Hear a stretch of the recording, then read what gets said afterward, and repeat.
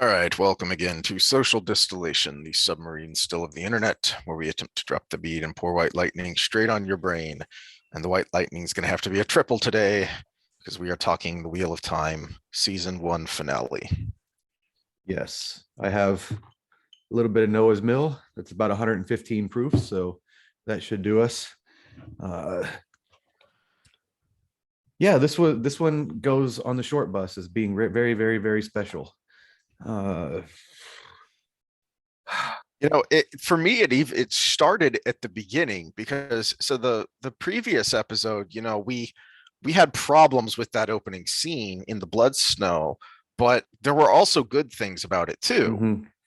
In a lot of ways, the problems we had with it were more, you could call them cosmetic. I just thought there was a little overkill. It was a little over the top with all that. But otherwise, it was like, this is the kind of thing that we would have been happy to live and let live throughout the whole series. Is okay, well, I don't think you should have done it that way. I think it undermines this or that of the setting, but otherwise, it's a pretty good scene. But from the very beginning, I was like, no, that's wrong. No, that's wrong. No, that not only nope, that's wrong, but why? With that opening scene in the last episode, yeah, it was wrong and over the top, but we can see why. Because it gets the cool points and the choreography points and the cinematography points. The badass points, I guess. Yeah. But this opening scene is an example of no and why. But the first reason I came up with is they're still trying to catch you up to a lot of shit. They're trying to give you the story instead of making the story. They're like, you need to know this, and you would have read it over the course of 3 books at this point, but we're going to put it in a little 5-minute clip. And not only that in that clip they said too much. When she talked about you're going to cause a taint. That wasn't something they knew ahead of time. That was a surprise counterattack. How do you know that? Yeah. There was the fight between the males and the females, which the identifying as males and the identifying as females in the books, which happened to go along penis and vagina lines, but really coincidence. But it was a fight of whether it was good timing, a good plan at all, if it was the right thing to do, if it was too dangerous, but not to know the specific danger, not to know what the counterattack was going to be. And just within the realm of its own structure, that scene doesn't make any sense, because why would Luz Theron do this then? If they're that sure that this is going to be the result, this is the danger of doing it, then why did he do it? So it's undermining, because you've already created a problem with yourself by setting him up as this hero of prophecy who's going to come back and save the world. You've completely thrown out everything we've talked about that's in the books of most people think he's a villain, and so now you've created a problem for yourself that needed to be there, because if you'd actually kept it more in line with the books, well, then you could have just said, well, yeah, I mean, that's his arrogance getting the best of him and causing a problem. But now it's, how is this the hero of prophecy who's going to save us when he's a moron? Well, so this is where the tendril of wokeism comes in. We get to our first tendril in the first couple minutes. Her knowing the outcome made her the sensible one.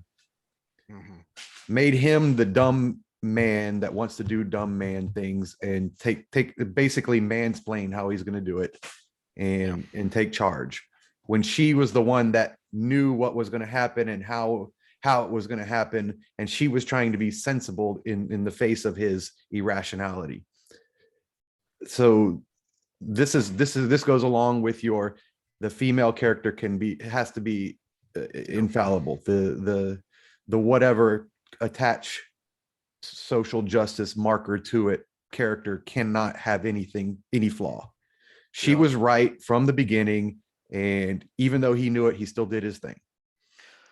It's so extra infuriating because before I finally subjected myself to this episode, I binged the entirety of season 2 of Witcher.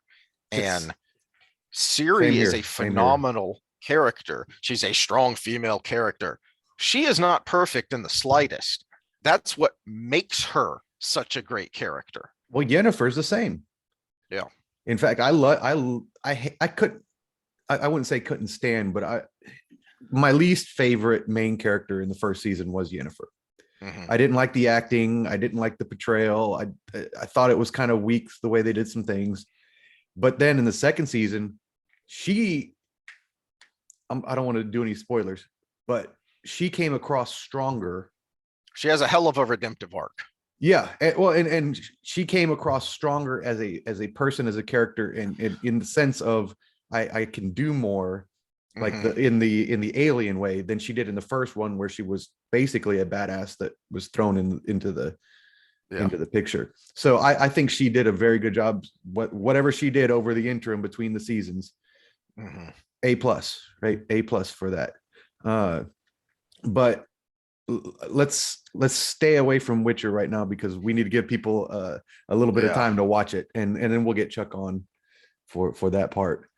It is so hard to draw the comparison, though, because these are two shows that come out about the same time, produced about the same time, and relatively they should have had about the same amount of budget too. And it's a pretty glaring contrast. If you want good illustrations of the things we've been ranting about with Wheel of Time, then go watch something like The Witcher, which does pretty much the exact opposite in every way, in all of these elements that we're talking about.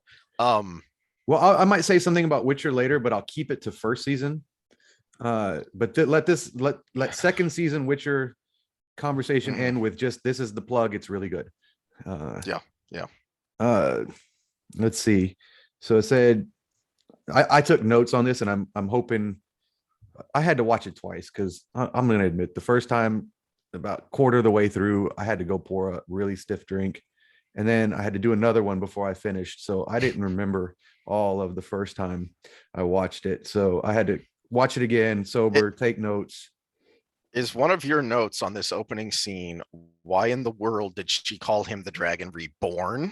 Yes. Instead of just the dragon. That was my last note. We weren't quite there yet, but yeah. She called him the Dragon Reborn. Yes, he was just the dragon.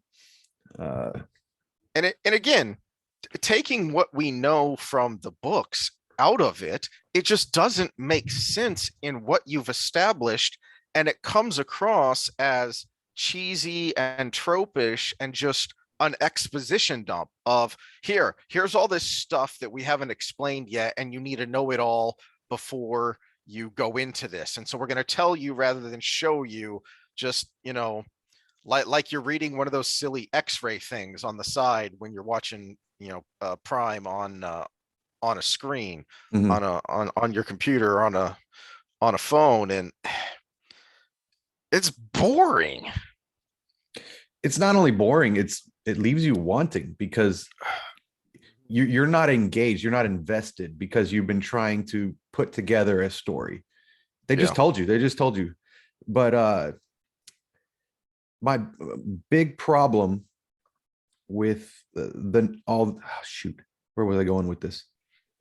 I did say it made his argument really feeble, which was brought to one of our points way back episode before we did our pre Wheel of Time episode, where we talked about having to bring men down to pull women up, because it made him an idiot and her the smart one. Well, okay, so this is where I was going with it, because in the books, the argument was, there was still an argument about what the right thing to do was, because there was also the side that said, had the women gone, the counterstrike wouldn't have worked. Yes. It would have been a successful attack. And the reason it wasn't successful was because the men were alone. And that takes away that whole argument, which is kind of on the philosophical side of the books, one of the major arguments when it came to men and women and use of the power, especially when you get to things like the Black Tower and the ideals around that. So of course, I think these are some of the things that are going to be written out of the books coming forward. I don't think they're going to go with a deep enough story to have the political aspects of the books where we're talking about nations and coming together. And you can see it in this first season, which is one of the things I've complained about ad nauseum, is that everything is simplified and rushed. They're just rushing to these confrontations and to these action scenes, and teaser for the end of the episode with that epilogue from the end of the episode. I feel like the second season is going to be rushing to get to that confrontation, which per storyline in some ways is already passed, at least specific to Rand anyways. I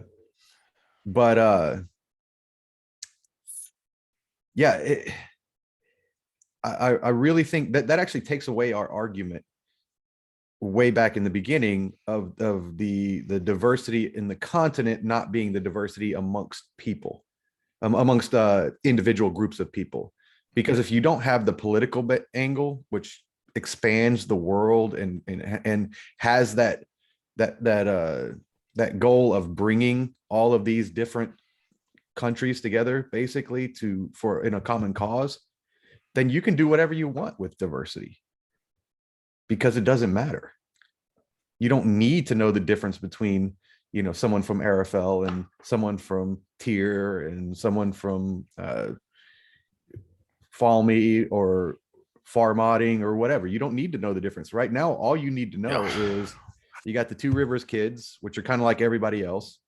You got Shiner, which is kind of a bend towards that Asian kind of shogunistic, certainly in culture, which he did state at the beginning. I want to have a cultural difference between things, not a skin tone difference, which I didn't think he did a good job until Shiner. But even then it was still almost overdone. It was too big a contrast because there was none of that done up until that point. But there was none of it done, and you never get a lot of the good. Like, seriously, if you wanted to do that, why are they in a tavern and not a tea house? Because that is tea ceremonies. They write haiku, and other kinds of poetry. The Shinarans are very heavily influenced, clearly, by traditional samurai culture and courtliness, politeness. So basically, as far as universal diversity goes, the grand scheme of diversity, we're going to have the mainland people, the Aiel, the Trollocs, and the Seanchan. And I have a feeling we're going to have a hard time differentiating between the Seanchan and the mainland people until they do a scene where you could tell who they are. Maybe they'll do the armor right or something. If they make the armor distinctive enough, that's the only way you'd be able to tell. Yeah, I did like how they did the Soldem and the Domain, the interaction with them at the end. But I guess we'll get to that at the end. Did you have anything else on that opening scene? No, that was my main point with the opening scene. It was like the old Disney shows where the kids are all smart and the parents are dumb. That's what it was like. It was like an adult version of that. It was, of course she's right. She's the wise one because you're a stupid man. But you're going to do it anyways and ruin everything for the world, because that's what men do. Why is this person being spun back out by the wheel to shift the pattern in this critical way? He's an idiot. When you could have had in this, as it is in the regular story, hey, he had the right idea, but he didn't get the support he needed to do it right, but still tried anyway. So there's the male stubbornness. We still have male flaw. Yeah. He also had his flaws when he didn't get the support. Yeah. All right. Then let's see. I'll move on to the Blight in my notes, which I think is the next scene. Still sucks with the way it looks. Well, again, with your own internal logic, you're just throwing things out there to sound cool or look cool, but then it doesn't actually make sense. Like, so Moraine tells him, touch nothing. That's my next note. They come across a dead body and don't touch it. Don't touch anything. but yet they've been touching everything as they've been walking through this whole time, and nothing's really been threatening up until this point. But yet someone's dead with fungus growing out of them. But because of the way they, for some inexplicable reason, made the waste look like it looks, you can't help but touch things. It's so compact, you're going to touch everything. And yet, other than that corpse with all the mushrooms sprouting out of it, you get no sense of the dangers of the waste, none whatsoever. No. It's just, it's Dagobah 2.0. And the next scene was them talking about wanting to follow, but they don't know where to go. And my only note on that was Perrin still sucks, because he just walked around like this. He is so incredibly whiny. Yeah.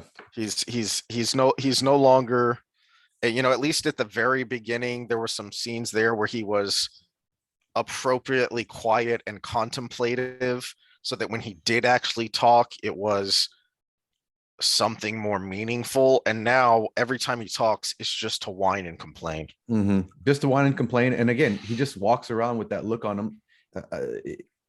They've taken slow to speak in the direction of mice and men, instead of genius that just wants to contemplate his words before he says something, just a deep thinker. And is it coming through? My dog is snoring really I'm loud not hearing behind it, me. no. Okay, you don't hear it. Okay. Hopefully it doesn't come through. Well, if there is snoring on the video when it's produced, that's Hamilton. He must be tired from sleeping all day.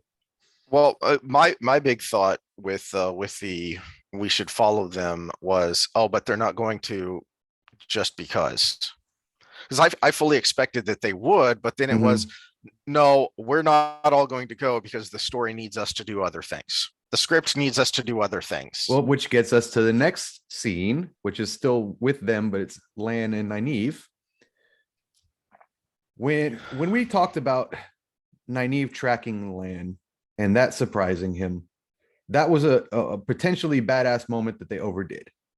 Okay. And again, that's a okay, whatever, not a why, because I get we can get they're trying to make her a little bit more engaging.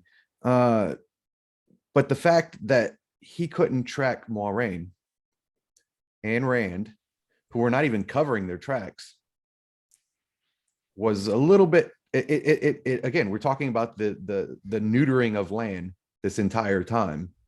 Yeah. And this was another example, because he would have been on Mandar and there as soon as he found out, maybe drag the kids along with him if he didn't think they were going to slow him down. And the fact that she had to teach him how to track Moiraine was the problem, because even in that initial scene when she tracked him, he was responsible for covering up their tracks. He makes that comment. He says, "I thought I covered up all our tracks." She didn't cover up any tracks. She never was trying. He was the one responsible for that because he's the warder. That's what he does. So again, within their own logic, it doesn't make any sense, because they just wanted this scene that would sound cool and be neat. Now they did put in some of the landlines in that scene, which I would have liked earlier, before they did the jiggy that they shouldn't have done yet. Well, that was my takeaway. I didn't notice the part about the tracking. I just kind of rolled my eyes at it because I thought it was dumb. Of Moiraine has a tell, and I thought where they were going with that was they were finally going to talk about the being able to sense another channeler, which is something that would have been cool. Know. Yeah, that would have been cool. She could have said, "You covered your tracks, but I felt this." But then she would have had to go with him. But then she would have had to go with him. My big takeaway from that scene, though, was that I did like that interaction between Nynaeve and Lan, because it was like it should have been. It was like it was in the books. The problem is, in the series, it had absolutely no impact, because you've already done it. There's how much more impactful would that scene have been if they would have left it in the hallway like they should have, and you Mhm. still had that unrequited love, that sexual tension between the two of them, it doesn't have the same impact now that you've consummated that relationship. One, and two, the other reason it doesn't have any impact is because they're so busy rushing through things, they have not established any stakes. They have Mhm. not made it feel like one of these two could die. Okay, even if you know, or think you know that, okay, this character is too important, they're not going to die here, Well, you Game of can Thrones still, broke us of that. but even then you can still be, kind of mentally and emotionally tricked if it's done well, Yeah. to make you feel that danger, even if you're sure that neither one of these characters is going to die. There's no sense whatsoever of stakes and of danger here. So it's like, I all right, you're all emotional. Why? Just get on with it, will you?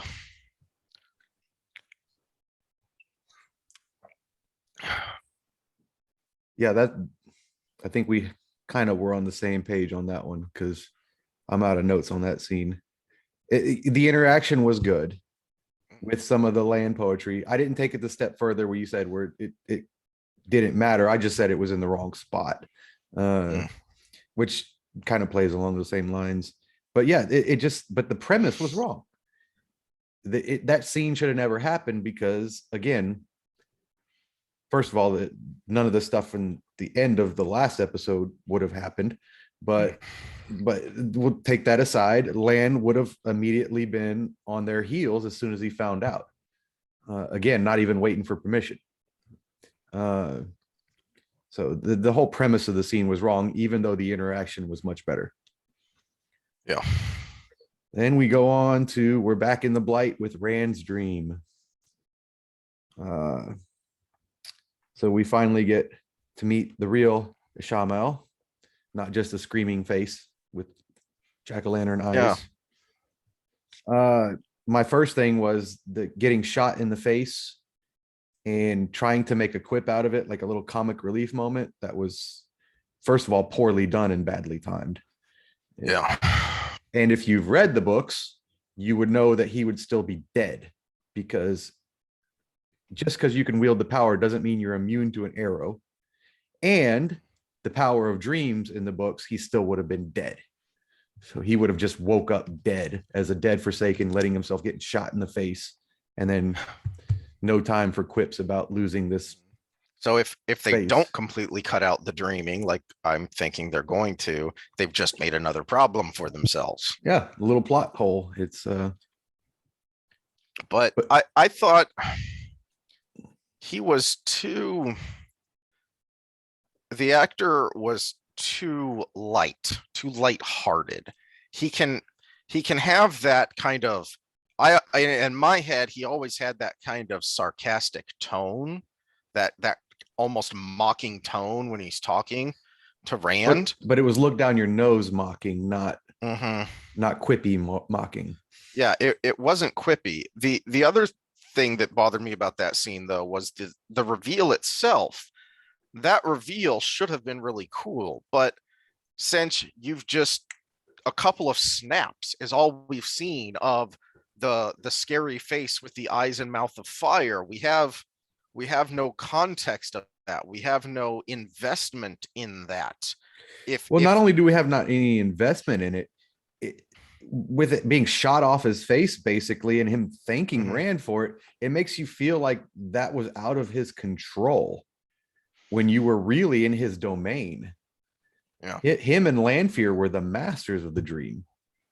So it was like this, it was this thing thrown upon him, and now we'll find some way to get it off his face so we can have the actor come out. Yeah.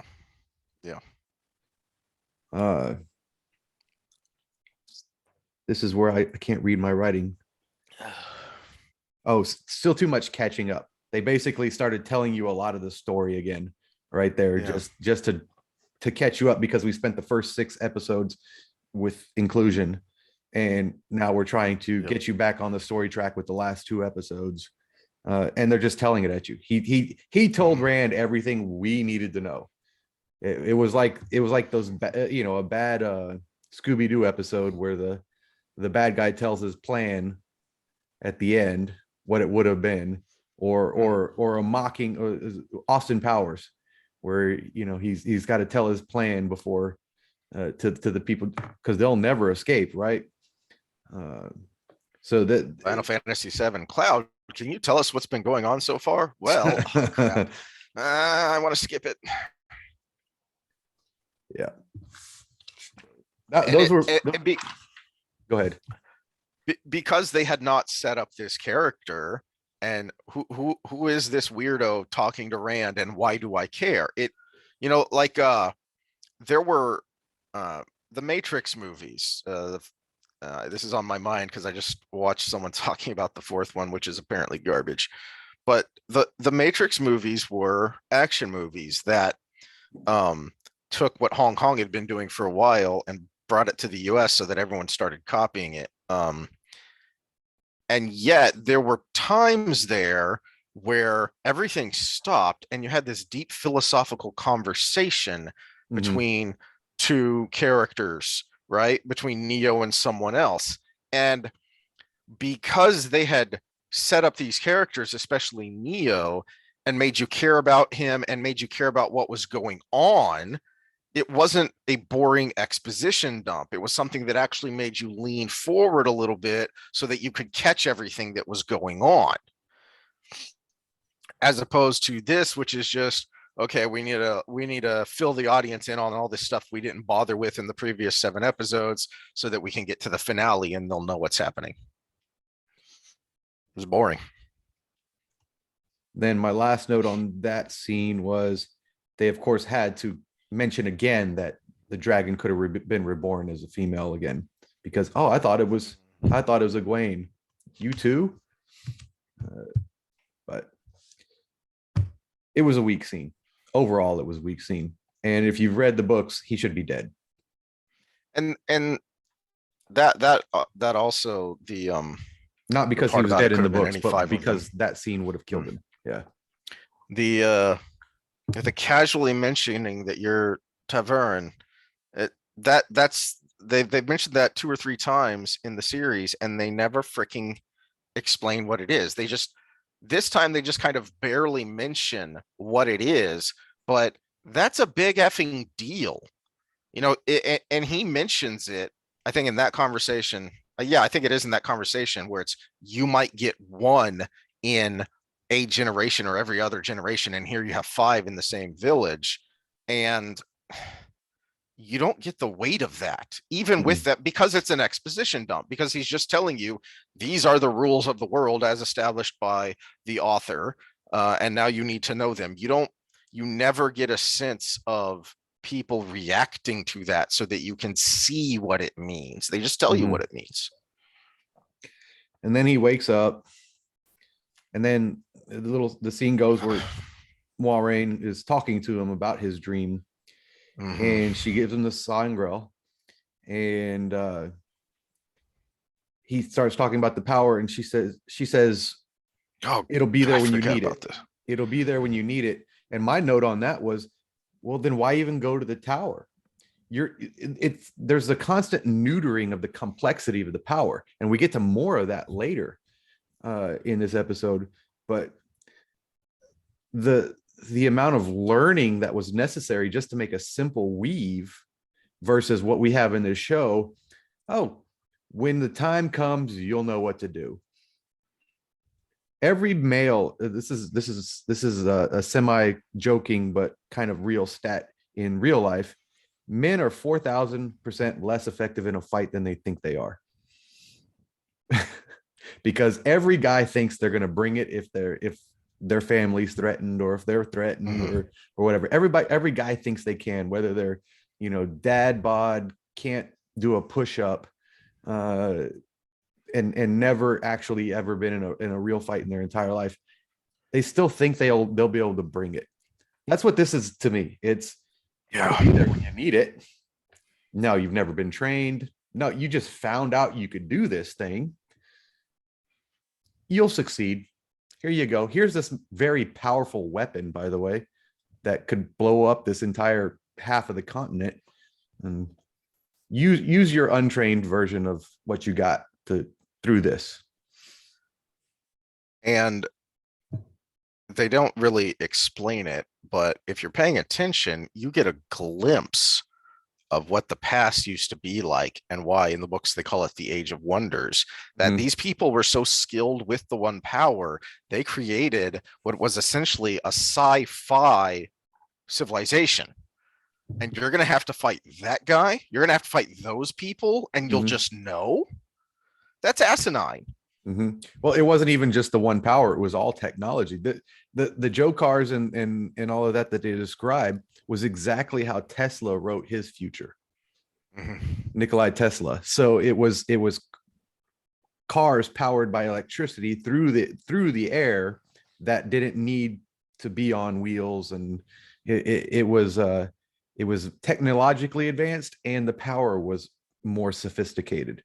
So there was a marrying of the two with the Age of Wonders, and it was this supposedly wonderful, awesome thing that just so happened to end up in the greatest war with something darkly evil of its time. And we won't go into why for spoilers on the books, but yeah. So you country bumpkin, here's this powerful thing to use your power you've never used before on purpose through, and you'll be just fine. So that was my problem with that. It neutered the complexity of what the power is. Was there anything else about that scene that jumped out at you? No, that wasn't even the thing that made me mad. Okay, then let's hear it. What is the point of a male and female half if they're the same? One of the recurring themes in the book is that a fish cannot teach a bird to fly. Right? Oh yeah, because he asked her to teach him, and her excuse for not teaching him was the taint, not because she didn't know how. Yeah. And well, no, because the way she explains the way she learned to channel, and that the same thing will happen to him, then what is the point of the two halves? There is no, it's just male or female using the power. There is no two halves. That it is very distinct in the book that men and women are different. Their power is different. They take hold of it. They embrace the source differently, and then they wield it differently. Well, not only that, Swan was a wilder originally, but Moiraine was not. Someone in the audience can correct me if I'm wrong, but to what I remember, Moiraine was not. She was traditionally tower trained, especially because she came from nobility, where they probably had some form of system for detecting or at least sending people to be checked, or even had a sister in the house, in the noble house, that noticed because you could feel it. But either way, she was not a wilder. She was tower trained from the beginning. But the idea that I'm just going to bludgeon you with the one power until out of anger and fear and desperation you grab hold of it and strike back or stop me somehow is that is the way a man might train another man. And this isn't just nitpicking over the books. This matters. This is a major part of the philosophy of the books, which also forms the quasi-physics of the universe, that certain things are possible, certain things are not possible, certain things have to be done in a certain way. Jordan's background, his undergraduate, was in physics, so he constructed a magical system that worked on rules in the way that physics works on rules. And the big argument against that approach would have been how long it would have taken to explain it. But I don't think it would have taken long at all. You could have just had some offhand comments from the Aes Sedai to the Two Rivers girls about how dangerous it is to do on your own, how complex it is, how you need to train for years before you can even do simple things with it. Just a couple comments. Leandrin could have been the bitch you brought to do it. She had interaction with Nynaeve. So it could have been something that, or the meeting with Egwene and Nynaeve with Swan could have been a time where you're going to learn a lot of things. It's very complex. It's not easy. You're going to be frustrated. I know you as a village wisdom are used to being in charge, but you're going to have to surrender, something along those lines. So it could have been done in one quick scene to give you an idea that it's bullshit that the way they're doing it now. But then they couldn't have done what they're doing now. So why do that? The next scene is Eye of the World. They get to the Eye of the World, which we're trying not to be negative. We want to be positive. I wanted to find good things. This is where I had to pour a drink because it didn't look anything like what the Eye of the World should have looked like. The Eye of the World was an oasis in the midst of the Blight that they almost stumbled into because it appeared so fast to them in the thick. This was another Blight thing that was a big hole in the ground. I was not surprised, and I was kind of expecting them to completely cut out the Green Man and the rest of the things that are there at the Eye in the books. That brings us to prediction number 1 that was correct from previous episodes. No Green Man. But I can understand not wanting to take the time to explain what the Eye is in the way that it is in the book, because it is something that is rather metaphysical. There's kind of a quantum mechanics element to it almost. I won't go into it in more than that, but it's really interesting when you start to get to the climax of the actual book. So I could see not wanting to get into that, but then again, rule of cool crap here. They made this ruin looking thing with no concept or no way to even guess what this was supposed to be. And how in the world can the Dark One and the Dark One's minions not access the Eye of the World and use it to their own ends when or if it's they're just not sitting there? Or if it's something they can't access, have a fortification around it. Yeah, in the same way that in Mordor, in Tolkien, there are fortresses around Mount Doom. There are fortresses guarding Sauron's lair. It doesn't make any sense. It's just something that, ooh, wow, this looks cool and scary. No, it doesn't. It looks cheap and dumb. Well, and one of the concepts with the Eye of the World was something that shows up later in the dream world, was the reason you could find it that was metaphysical was dependent on your need and the purity of your reasons for that need, which was something that was used later in the world of dreams when they would close their eyes and use the power of that needing something that to save to move where they needed to go. And that was the connection that I think was hard to make at first, but then you really saw it. And well, if we're writing out the world of dreams, then I guess it doesn't matter. But I still don't see how you can write out the world of dreams and still have Ishamael coming to Rand in his dreams. But yeah, there's got to be some way to explain that, unless you're just going to let it die and hope people don't notice, which I think is the case. But again, it doesn't look anything like the books. Should have been an oasis in a garden with a caretaker, which was the Green Man. It doesn't look anything like anything. That was my problem. It was kind of bland. You're gonna change it because you have to streamline things for the series, but make it look like something. Make it look like it has a purpose. Make it look important, because it freaking is. Then they go back to Shiner. Ugh. I did like that scene with Agomar and his sister. Okay, so we got a positive. Yeah. I did like that scene because they drove the point that they're not fighting for victory. They're fighting just to buy time. Yeah. Which would have been exactly the stance they would have taken in that situation. And that one was really well done. So we got a positive. We're halfway through the show. We got a positive scene. Mhm.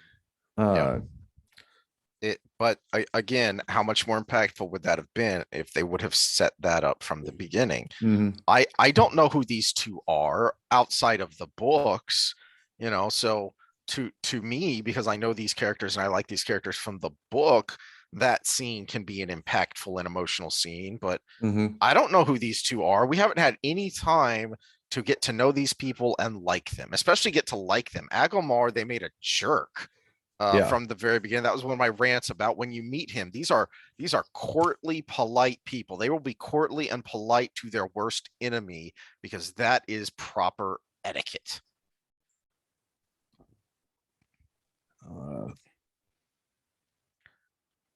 Yes.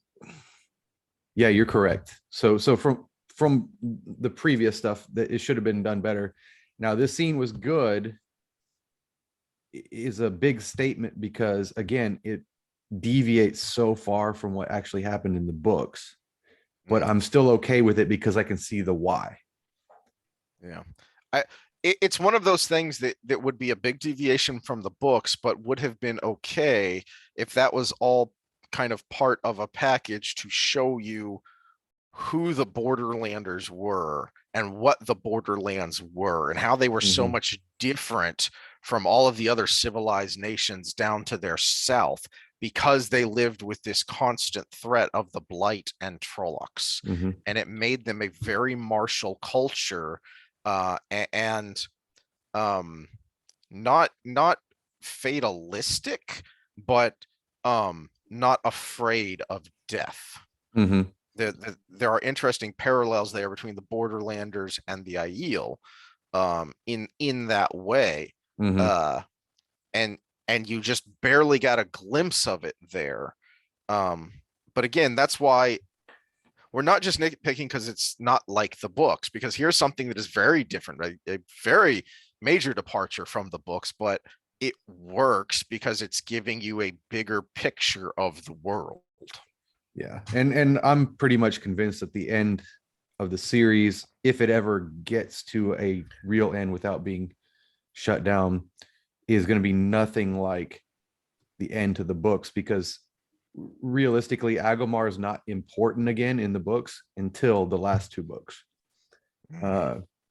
So him dying here would have ruined some of that, but it doesn't ruin anything for the immediate next probably 3 or 4 seasons of show.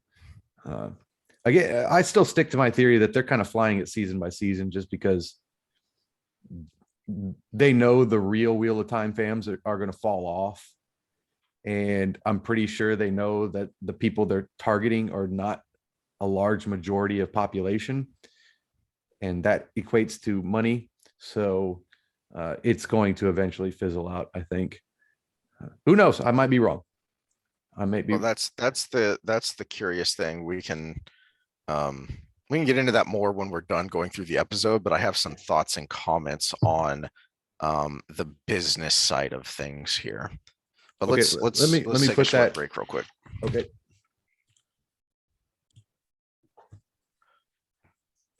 Okay, so wrapping up the Agomar and his sister scene, where did it go from there?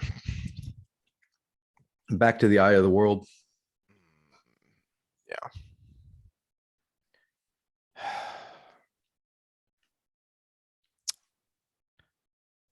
Okay, specifically when Ishamael reappears. Yeah, that was interesting. And again, they just undermined all the crap they did before. I didn't even think about this when we were talking about so he's just going to show up and the power is going to be there because he needs it and he's just going to do what he's got to do. And then just without blinking an eye, he just manhandles Moiraine with the power without, barely lifting a finger. And this is who you're just going to take care of just because you need, just because, you have to. Well, this is where he puts him into the sleep, Mhm. into the sleep trap. And I don't know if you noticed, but didn't you notice his sleep trap was Egwene's accepted test? No, I did not notice that. Mm-hmm. When she was testing for accepted, and she had to find the doorway every time. It was her Yeah, and I Rand remember and now. it was her and Rand and Joya. Enjoy, yeah, yeah. Uh-huh.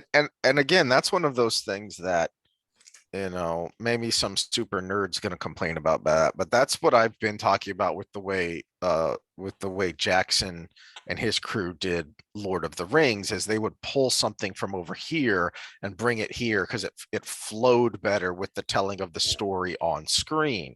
So and that's one of those things that they should have been doing all along instead of just making up their own crap, which was crap. Well, Um, except my thing was why? Why'd they put him in a dream trap right there?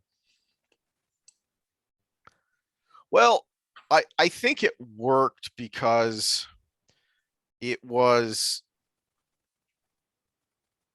it was in keeping with Rand's character that he is um a reluctant hero, that he is the chosen one, and that was kind of Jordan's spin on the trope of a chosen one. Is, the one of the spins, one of his unique takes on it was that nobody wants him, nobody, Mhm.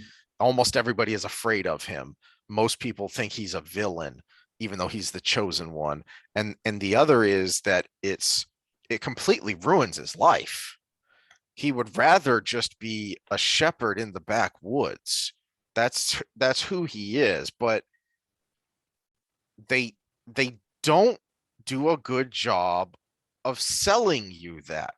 Mhm. Everything hinges on his desire to have this relationship with Egwene, which they also don't do a good job of selling. It's Mm-mm. all right. They're banging in the beginning, and then they're mad at each other, and then they kind of sort of reconcile, and then they're banging at the end again, and then it's have the writers of this thing ever been in an actual relationship? I'm genuinely curious. That might be debatable. Uh,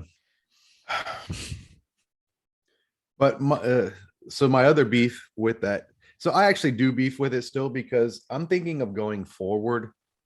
And again, it's this season by season thing. So now what happens if Egwene goes to the tower?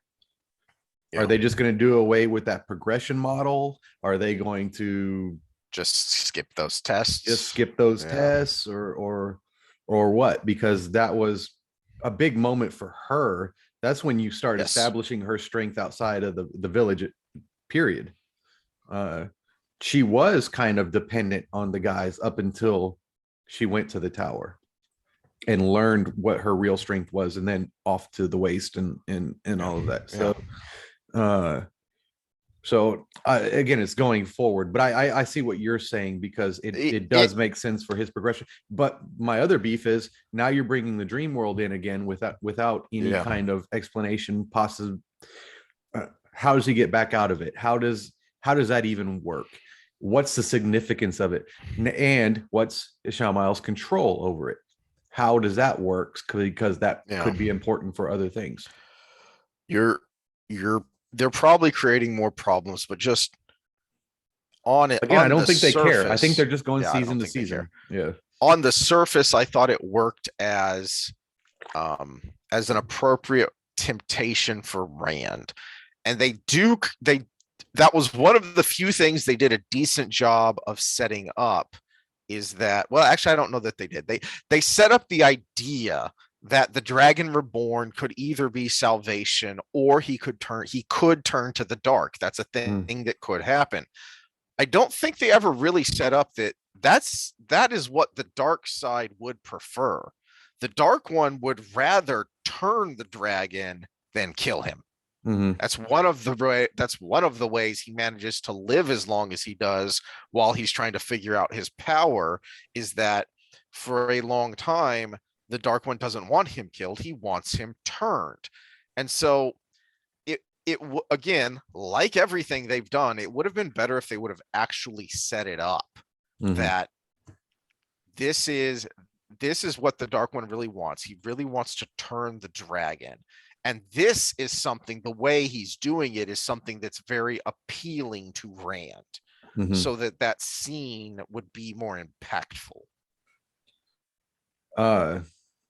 But at the same time, to me, it looked like more like, again, like Egwene's accepted test, the test was to distract you to not move forward, where this would have been to distract him, to trap him to not fight, versus to actually turn him to their side. There was no angle of you could have this if you help us, if you come and do our thing.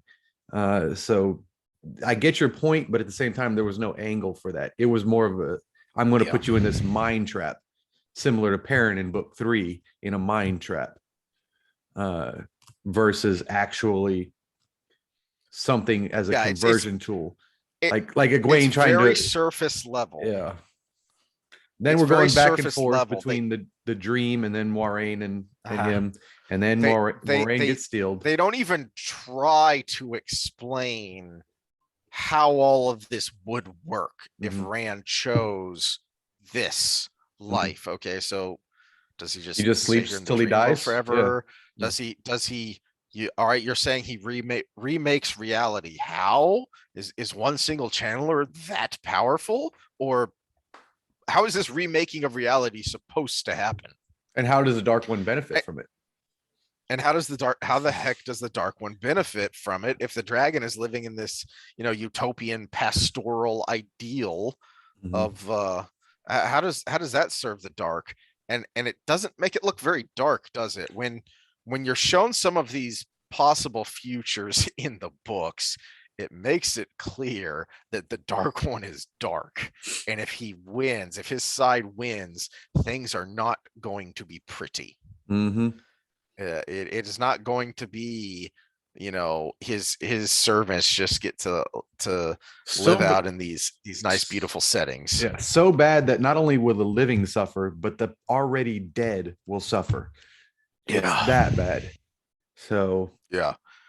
And then as just an added little salt on the wound, I was annoyed because as that scene draws to a close, or scenes, because they do go back and forth and it's a number of scenes, I thought they were finally going to do the frickin' flame in the void. And they don't really.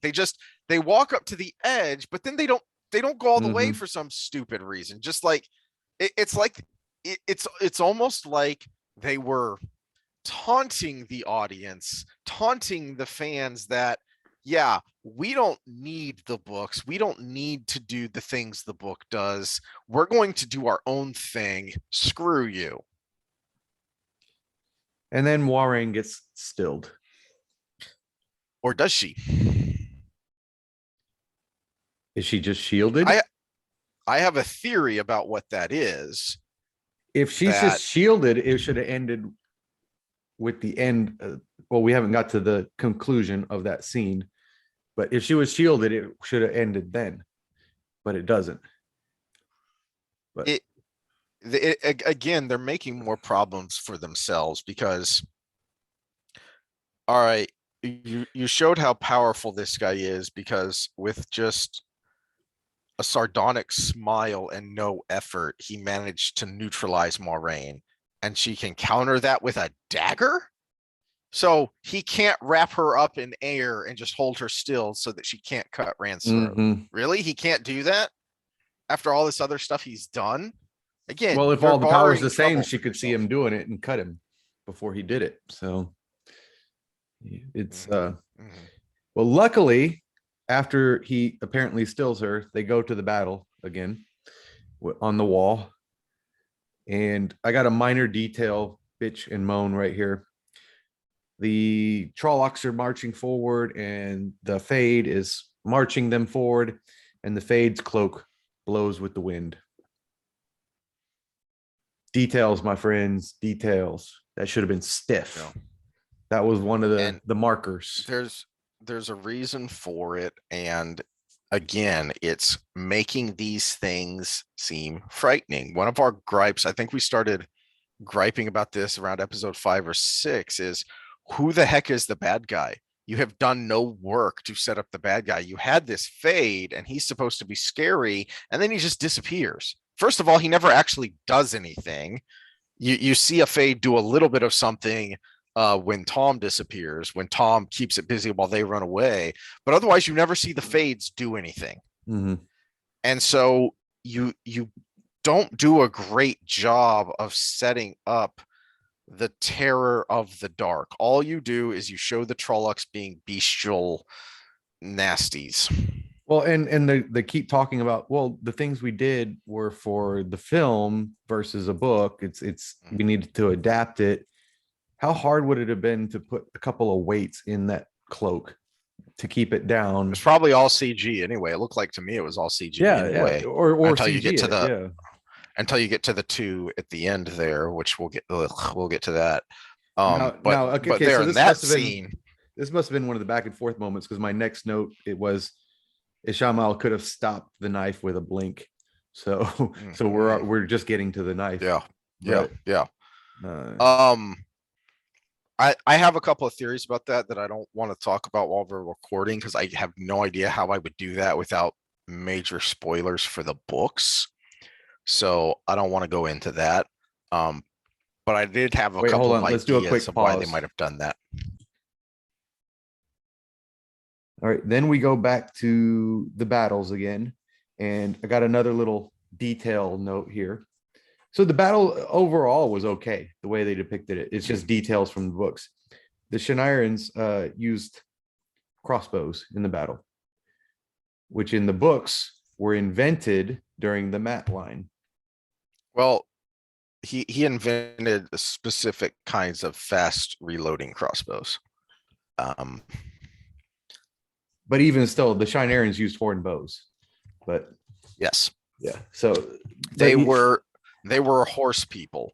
Mm-hmm. Most of the Borderlands were primarily cavalry, because the Trollocs are 7 to 8 feet tall.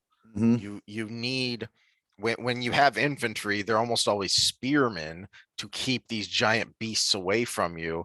Otherwise, you use heavy cavalry to give you more of an advantage, not even an advantage, but at least put you on equal footing with these massive beasts. I can understand why they did it the way they did it, because that's a hell of a lot cheaper than either CGing or getting a bunch of extras to actually make what it should have been, which was heavy cavalry supported by pikemen and archers, charging and retreating and reforming, and charging and retreating and reforming, which is what a medieval style cavalry battle would have been. So I can see them having this static defense instead to make it cheaper. But if you're going to do that, then you can have more there than just a CG wall with CG crossbow bolts flying out of the murder holes. Give us some more to that fight. Mm-hmm. So that battle happens, and then we go to the women coming out to defend the channelers. And so Agomar's sister, who by name would have been his wife in the books, but his sister, by the series that we're going by, was obviously not good enough to hack it in the tower, and she left. Yes. Which would have made her, and she still had a ring, which would have made her an accepted. So she had a ring, but was forced to leave. So she was an accepted. How is an accepted leading a circle? Mm-hmm. She would not even have known what a circle was. Well, she might have, but I doubt she would have been trained to that point yet. What she would have learned, the most she would have learned would be how to be added to a circle, not how to be the leader of a circle. And even then, that only happened in the books in the most dire of situations where they brought the accepted in. So a circle would have been a concept for her at best. Yeah, she would have known the theory. Mm-hmm. And so, again, we're minimizing tower training. We're minimizing the complexity of the power, because this was something that was very complex, that she just had 2 people that have never even heard of it come in. And I don't know who the other 2 people were. And then not only when she started leading the circle, she was doing things with the power that she would have had no idea how to do, because she would have not been strong enough to learn. Like weaving the lightning and explosions and basically blowing up a whole Trolloc army with the power. So that was my beef with that scene. Is again, they're minimizing tower training, which again is going to affect things in the future by having this scene where they're trying to save the day with their poor planning from the beginning. Yeah. Well, that was a bunch of things that happened there with the circle of 5 women that were very Deus Ex Machina to me. That it's just, okay, they know how to do this, and they do this because it looks cool and we need them to do it. Mm-hmm. You can't have Rand full of the power now come and save the day. You can't have him do that. You can't have Perrin actually do something besides whine. Or you can't have the Shanirans be better fortified to handle the day. Uh-huh. Or do I spoil the book? No. Or how it actually ended? Yeah. Where the battle was going poorly, but something happened. Yeah. Yeah. That was my thought of, and I could see it coming of, okay, so we're going to end it this way, not the way it actually ended, aren't we? Yes, we are. And it's going to be one of the scenes we praised early on as the episode that was mostly centered around the Aes Sedai camp and Loghain. Mm-hmm. That episode was mostly good, and they actually showed the one power in battle, what it could do, but also what its limitations were. Mm-hmm. And now they've completely undermined that by having something. Okay, yeah, some people with no names got burnt out, and then Aglamar's sister, who had some lines, yeah, she got a little crispy there.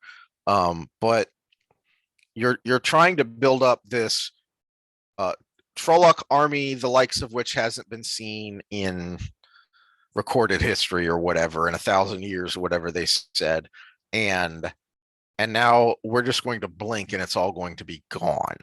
Mm-hmm. There's no effort there, and it's one thing if that had been a group of full Aes Sedai leading that circle, Mm-hmm. fully trained, leading that circle. I mean, that would have been an easy fix to just have Aglamar's sister and advisor actually be a full Aes Sedai.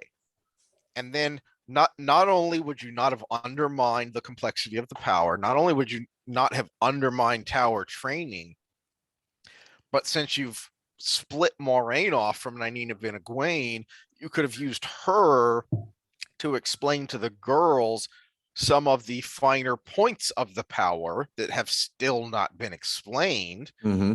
and done in a way that's not just an exposition dump, and done in a way that gives you a feeling of danger. Because what was going on there, if you've read the books, is dangerous.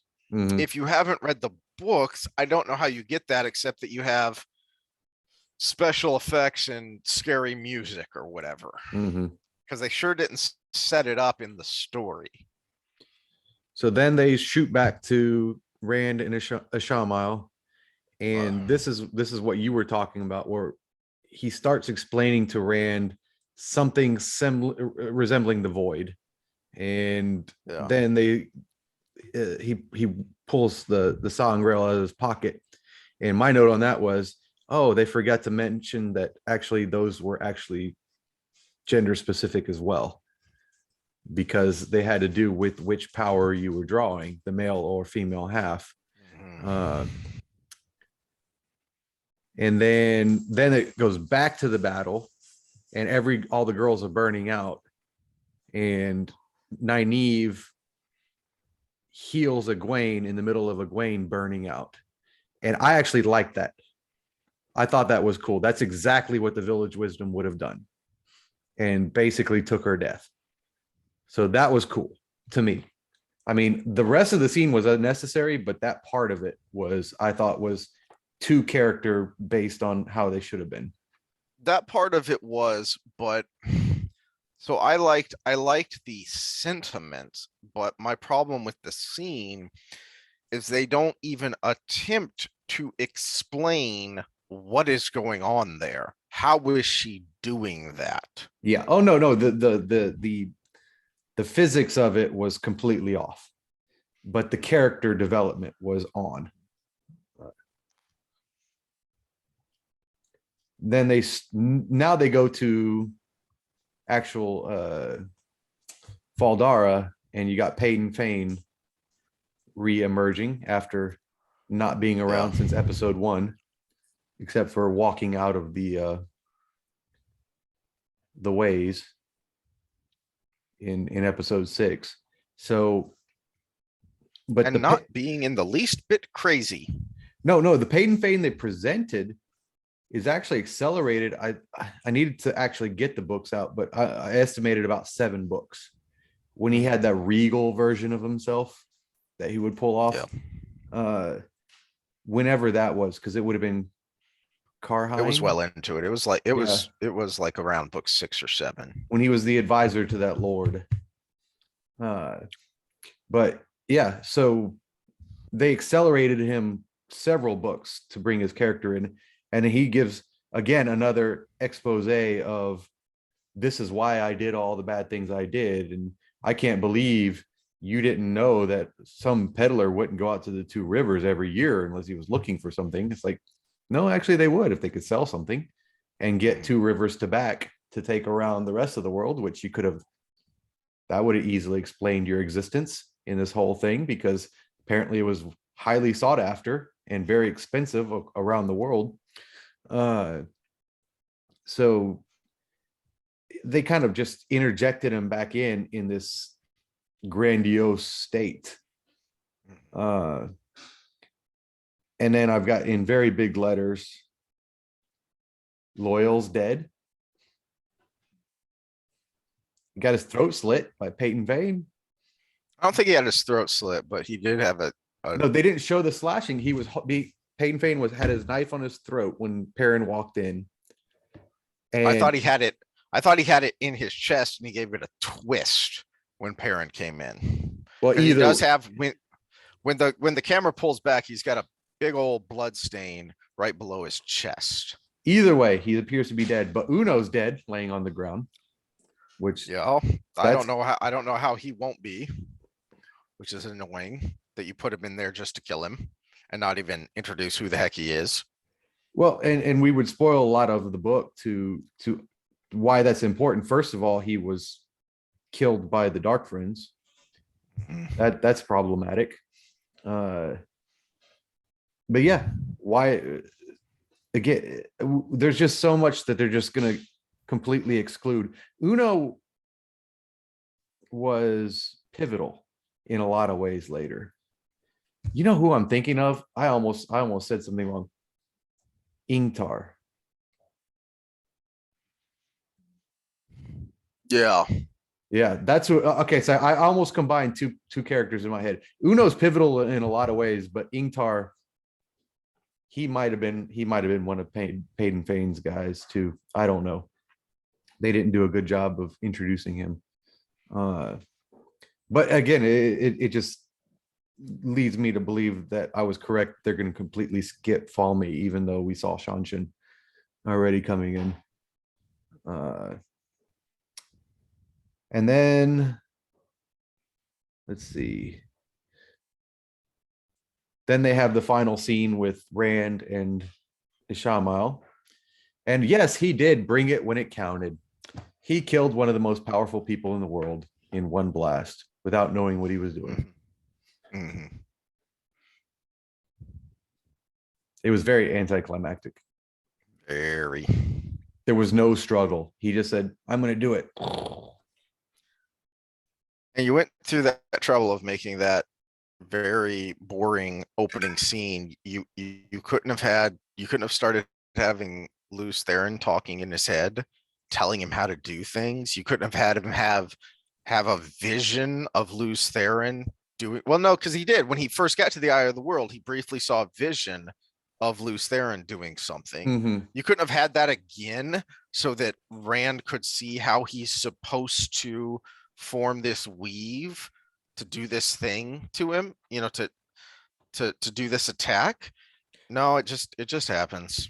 You couldn't have the most powerful Forsaken of the Forsaken counterattack, and then Rand have to do something else, and then this battle of like the little kid playing the chess master, that the little kid just swinging his feet and somehow just does the right thing, here and there. You couldn't have had any of that. Nope. I am going to resist your temptation. You're dead. That's what it was. Yep. Huzzah, the good guys won. Huzzah, the good guys won. And then I got to a bunch of little notes on the kind of, they did a lot of epilogue. It wasn't just a Seanchan at the end. It was, what the fuck is Matt doing back at Eredol? Yeah. Shadow Logoth. Oh, I thought that was the tower. I thought he was back at the White Tower. Because I thought that was the tower in the background. I'll have to look that again. I thought he went back to, because they were talking about the darkness again in people. When that scene first started, I thought, that was my thought, is what in the world? Why is he back there? But then as it pulled back and looked up, I thought that was the White Tower rising up in front of him. You might be right. I'll look at it again because of the way, I mean, we're looking in the books, you got this picture in your head from a lot of text. And we got one scene of Eredol, and we got one or two scenes of the White Tower. But didn't they show Paden Fane had the knife? I'm not sure. I think they made a point to show him flash a blade, and there was that blade in his hand. I would have to look back at that. Okay, so I may have to watch it a third time. God dog it. Or at least skip to that part and look at it. Yeah. Okay, so we will check on that for those in the audience. But that was a big what in the world. Although if it's Tar Valon, that's something that we have thought and speculated about what they're doing with Matt, about how far they're going to fast forward his storyline and how much they're going to skip. Mm-hmm. Which if that's the White Tower, then I think we're right there. But then what was all that embracing the darkness crap that they're doing? In the little monologue, it says all five of you have the part to play. Again, they're trying to keep it non-Rand centric, even though he's obviously the main character now. Mm-hmm. And my ending beef was Nynaeve died. Egwene healed her. You don't heal death. Yeah, that was a big WTF moment for me too. Is did she just heal death? Because No, they should have had Nynaeve gasping or something, some little thing to know that she was still at least dying, not dead. She healed death and or being burnt out. Either way, what the heck are you doing, show? Especially since Egwene sucked at healing. That was her worst thing in the whole books. She sucked at healing. She could barely heal the bruises, I think, which they said. Yes, she had other attributes. She had other talents. But yes, she somehow, without knowing how to heal, healed Nynaeve from death, which is unhealable. Yeah. And then my last note before we get to Seanchan is the Moiraine holding that piece of crystal, and they talk about that being a part of the seal. It can't be broken or whatever. I'm like, that didn't even slightly portray what was being depicted in the books. It wasn't like if it had been the big Dragon's Fang and Flame of Tar Valon on the ground broken, and her saying to Lan that couldn't be broken because it was made of this material, that would have made more sense, even though they carried it in pouches in the book. but because it was there, and then if it had been broken at that moment, that would have made more sense. But she's holding this random piece of crystal when we don't even know where that came from. It wasn't even presented as a whole piece before that scene. So at least presented as a whole piece to say this is a seal of the Dark One's prison. And then we might have put it together, but it was just thrown in there. You're introduced to this new concept of unbreakable material that has been broken without even knowing what that means. Here, see, we which is mentioned a gonna lead- word that's in the books. Stop complaining, fans. Yeah. And Which- see, which- we said that this is just the first battle, so stay tuned and keep watching. Mhm. And then the Shanjin. I mean, the depiction of him wasn't bad. The depiction of them from what we saw was all right. It's just, why should we care? Well, why should we care? But then the scene itself was so flawed. They show up. The one problem I had with that scene, though, I didn't see a leash. I saw the collars. I didn't see a leash. And the reason that's a big effing deal is because it is a very tangible display of the attitudes of these people and how they treat these other people that they view as subhuman. Well, not only that is an important part of the story later on, again, 5 or 6 books down the road, that they thought the leash was necessary. And then when it was figured out that it didn't have to be, was a big deal. So we're skipping that step, of course. Which again, when you talk about bringing stuff in, I don't mind skipping that step, but from your perspective of, well, maybe this is a little tendril of wokeism. A leash would imply slavery.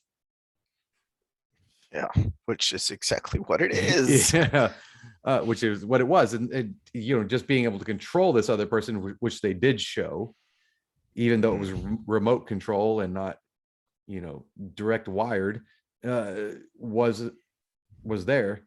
But my big problem was you got a girl digging on the beach. This whole line of ships shows up, creates a tidal wave. Why? Yeah. Why? Just because it looks cool. No fortifications. Yeah, I can't even tell if they saw the little girl. You couldn't have had a small keep sitting on the cliff there. Yeah, you couldn't have had a watchtower sitting on the cliff there to give some sort of logic to your story, or even an innocent fishing village. Yeah, even something like that to say these are really bad people. They're going to blow up an innocent fishing village. But no, they just hit a pretty much empty beach with a tidal wave.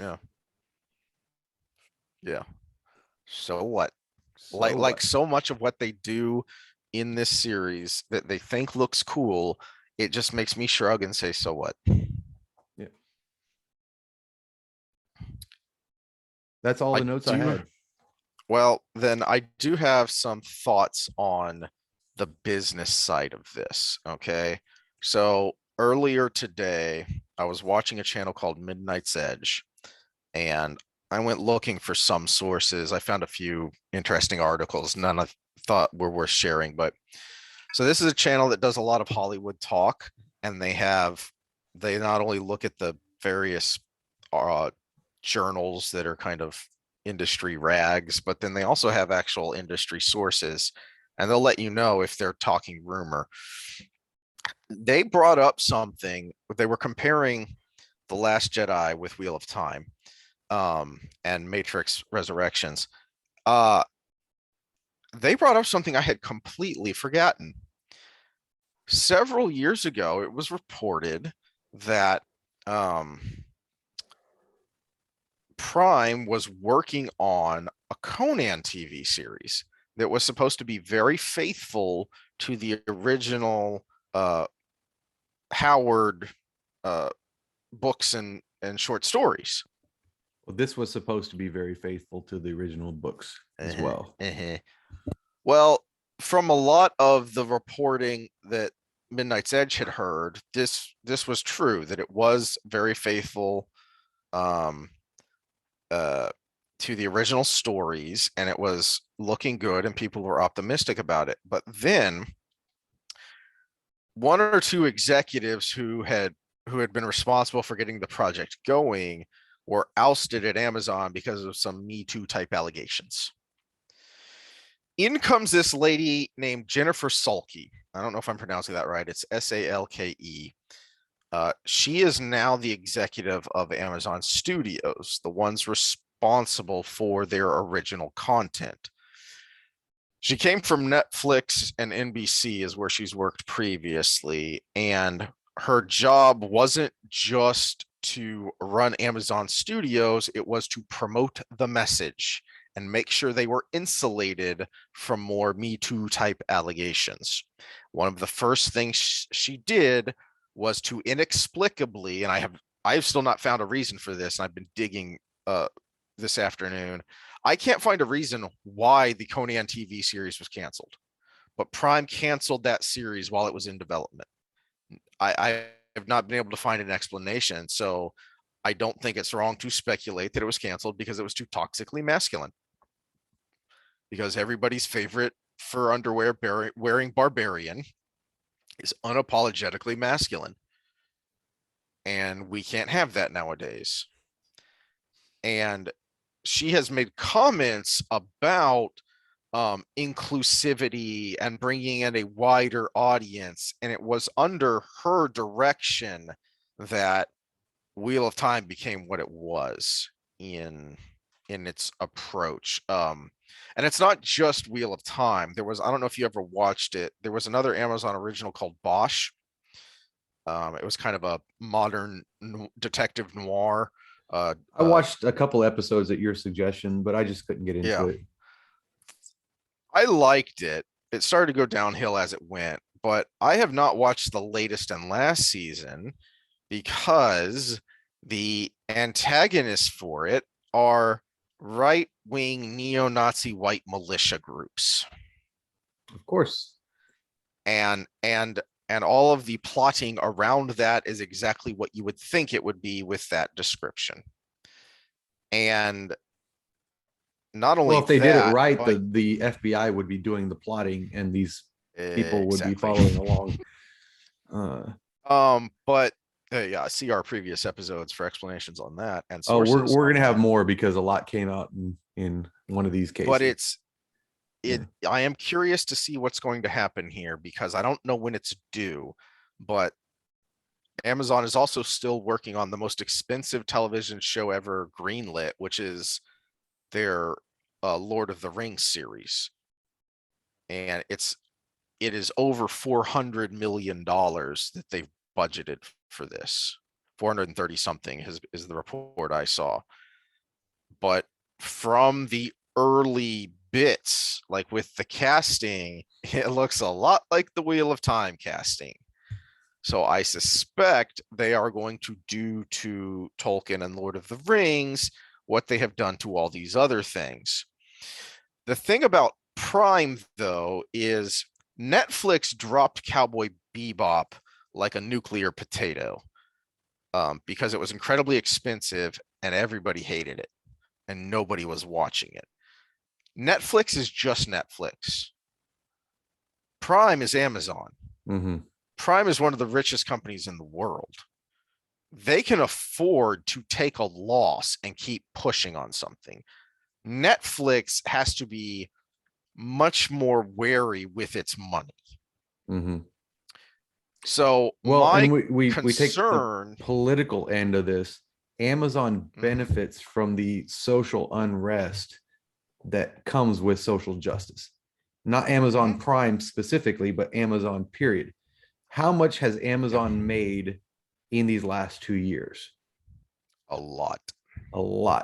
They have made enough to make rockets and fire themselves into space.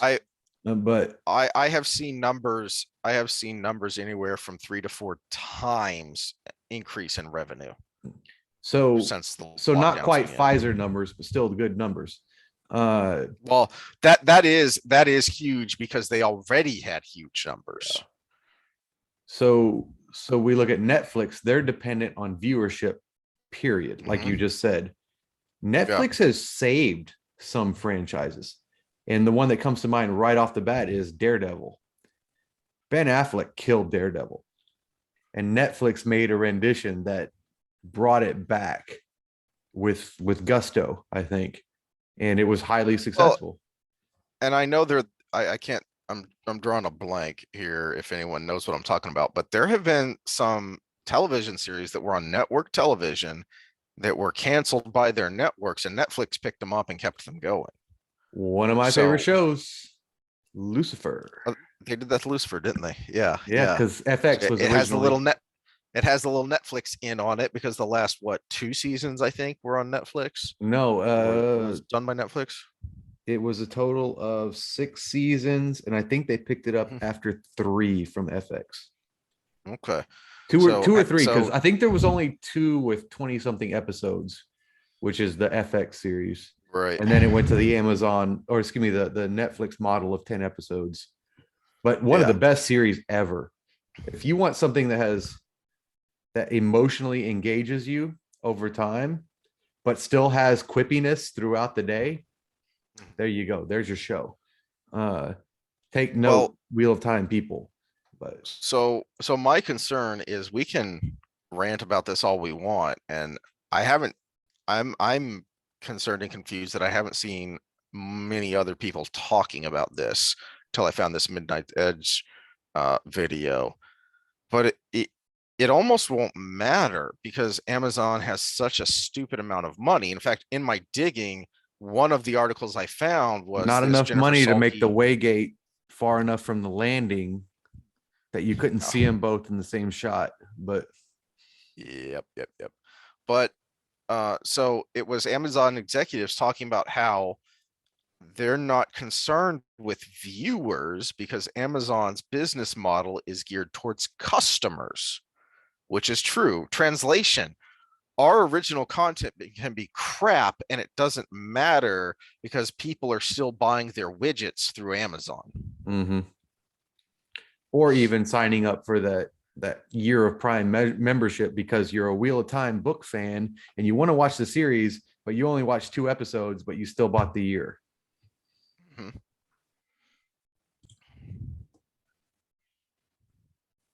All right. We'll wrap it up then. Final thoughts about the episode. There was a lot going on, and yet I was bored. I really was. For most of it, I was bored because none of it mattered, and so much of the dialogue in it was just, giving you bullet points for the world because they hadn't bothered to show you, so then now they had to tell you real quick. I think part of the boredom was because it was so predictable. I do. Yeah. I mean, we predicted this from our pre-watch episode almost all the way through. I mean, minor details excluded. Yeah. But yeah, it was so predictable that I couldn't get into it. There was no development of one of the most badass enemies you could ever have, which was Ishamael. And now he's apparently gone and dead. The little things, like, okay, so Egwene heals Nynaeve from death. Why not the other 3? Or if it wasn't dead, well, they suffered the same fate. Why not go heal them too? Just little things like that. It's like, okay, you want to have this cool, like what you brought up before, having moments instead of story. Okay, this cool moment where Egwene's emotions brought out her ability to bring Nynaeve back from death. Yeah. Well, now you know how to do it. There's 3 other people dead right next to you. Yeah. You're supposed to be a good guy. Why aren't you doing something about this? Well, and you're that badass. There's a whole wall full of dead people that you could go help right now too.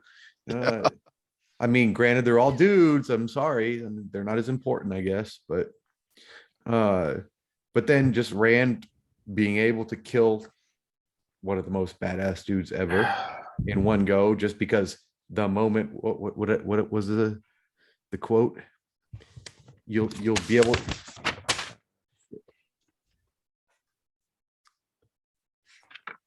When the It'll moment be there when happens. you need it. Yeah, or- it'll be there when you need it. Yeah, yeah. It takes away there. I think they're just in over their heads. They don't know how to put this on the screen. The big thing in the past when we were younger was there's no way to put this on the screen. And then Lord of the Rings came out and everybody's like, maybe you can do some of that stuff with Wheel of Time and put it on the screen. And then still the big naysayers were there's no way you can put it on screen. And maybe I don't think they're right, because Yeah. there's just so much that we could that I think we could even see that's like, why didn't you do that? Yeah, and there are other examples of stuff that has been done well and recently. You know, the first what would you say, 4, 5 if you're being charitable seasons of Game of Thrones. There's The Witcher, not the Witcher that is very similar in genre, very similar in kind of how it developed its fan base, and then also very similar in budget and platform. They're both on streaming services for, you know, 8 episode, 10 episode seasons, whatever it is, and it's night and day what The Witcher has done compared to what Wheel of Time has done. Well, and they expanded their fan base with the show, not by pandering to new audiences, but by bringing the product to a bigger audience. Yeah. Because it took the books, which got a bigger audience by taking it to the games, which now has a bigger audience by taking it to Netflix. But they kept true to the actual, at least spirit of the original books. In doing so, they just brought it to a different audience and people loved it. Here, they're they also weren't afraid to take criticism. I mean, this isn't a spoiler, but one of the big things that I noticed, because again, I hadn't played the games, but one of the memes I saw most frequently was the bad guy's armor from the show and from the series, from the games, and how terrible it looked in the series, as well as how different it was from the games. They have different armor in the second season. It took me a while to notice that, and I went, oh my gosh, they changed the armor. The bad guys, you said? Yeah, what do they call them? Niffle, whatever. Those guys. Yeah, Nilfgaard. Yeah. Nilfgaard. It's not the same as what you see in that first season, which was really pretty terrible looking. I didn't notice. Aside from the fact that it doesn't look like what it does in the games, it just looks bad. And they changed it. They just pretend that didn't happen. We're going to change this now. Well, you can do that with minor details, unless you're so pissed at the series you're looking at everything, like we were with the cloaks and the bows. The Sonic the freaking Hedgehog did a better job than Wheel of Time. When that first trailer came out and Sonic looked so awful that they just got roasted over social media and the internet, they delayed the movie. And completely redid that character model and those scenes to make it look better, because it looked so terrible. So it boggles my mind that Sony, for a video game adaptation movie of frickin' Sonic the Hedgehog, has more intellectual and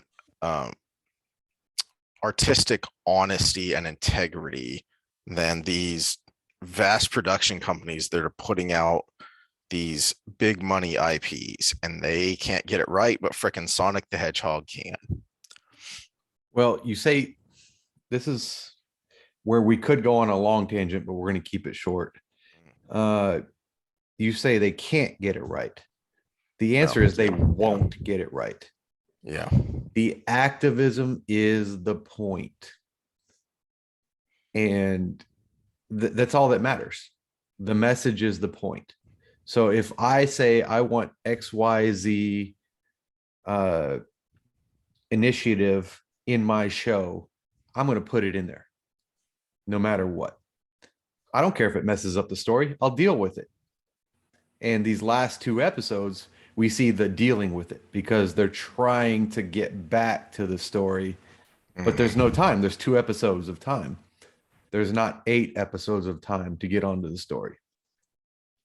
I mean, that's why I kind of want to title this thing, Wokeness is the Taint.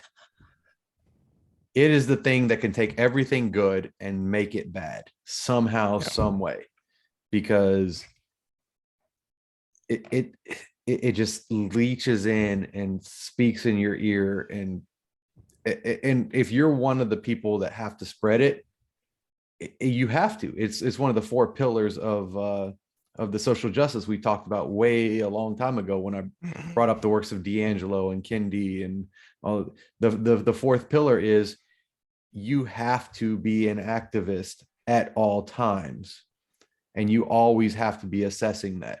So when someone like anyone in Hollywood, almost anyone in Hollywood, we could probably exclude someone like Clint Eastwood from the mix, but almost anyone else in Hollywood, the first thing they do when they get a project is, how can I make this more diverse, inclusive, and equitable? Everything else is secondary. And we're seeing the end result of that. This is crap. This whole first season was crap, and the last 2 episodes were the most crap. Now, the first episode was really bad too. 1, 7, 8 were just immense crap. I got nothing to add to that, except to say I've got my books back, and so I'm going to start rereading, and we're going to start talking about the books, partly just because we're grumpy old nerds, but partly to show how and why they work. Mm-hmm. Yeah, and I just going into this series, I had just finished a rereading of all of them, so I'm pretty fresh on that. So what I'm doing is I'm actually going into a replay of The Witcher. I started yesterday, and I got caught playing Gwent past my bedtime already. So let's hope I don't get too distracted, and I can kind of make this a little bit more streamlined and do more story stuff. But I also needed something that was good to counter the kind of cleanse my palate a little bit, because we also got to go into some COVID talk with this Omicron stuff. And the messaging around it, plus some of the treatment protocols that are being done around the world that are not being included here, and actually mainstream media outlets like Healthline writing hit pieces on these treatment things with buzzwords like anti-vaxxers are now trying this, and so we've got to get back on that track too, and that's taking a little bit of my time. As well as work. We got to have another fitness episode at some point soon. All right. Well, we'll get on that possibly when I'm down there. You can use and abuse me as your dummy. Yeah. So you're coming to visit me this coming weekend. So we'll do something in the gym and get something on tape. I don't know how we're going to set it up. We'll figure out a good way. Well, figure it out. All right. The problem is sound. This problem is sound quality. It's not video quality. Yeah. It's sound quality. All right, guys, let us know what you think. Comments. First 2 episodes on Wheel of Time, we got a lot of comments, and both of us were interacting. If you see the social distillation answers, that's usually me. Keith did it under his own name on the last one, and I've been torn on whether I should do it under my own name or the actual channel. And I did it under the channel just kind of for cohesiveness, but But my name's on the corner of the screen here, so I'm not hiding or anything. It's just more of a matter of I get the notifications on that channel from that that account. So, all right, All right. Well, we will see you all next time. all right. Add subscribers, like us, share Peace. us. If you hit the dislike, this is something I wanted to say previously. If you hit the dislike, leave a comment. Don't just hit it, just leave a comment too, because we would love the feedback. Because if we just get a dislike, we don't know why. But yeah, we'll see you next time.